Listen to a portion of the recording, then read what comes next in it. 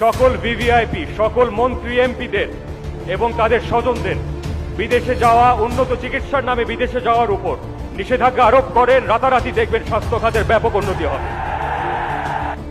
আমি একটি ছোট্ট উদাহরণ দিয়ে আপনাদেরকে বলি। গত অর্থ বছরে স্বাস্থ্য মন্ত্রণালয়ের অধীনস্থ স্বাস্থ্য খাতে বরাদ্দকৃত অর্থ হয় প্রায় 40,000 কোটি টাকার কাছাকাছি।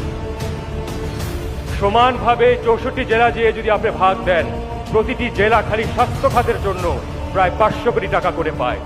আমাদের প্রতি অর্থ বছরে সারা বাংলাদেশের প্রতিটি জেলাতে উন্নত মানের, আন্তর্জাতিক মানের হাসপাতাল নির্মাণ করার সেই অর্থ বাংলাদেশে রয়েছে।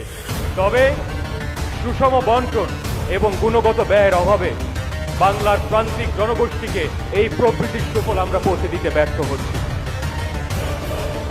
প্রতি অর্থ বছরে 25,000 কোটি টাকা বাংলাদেশের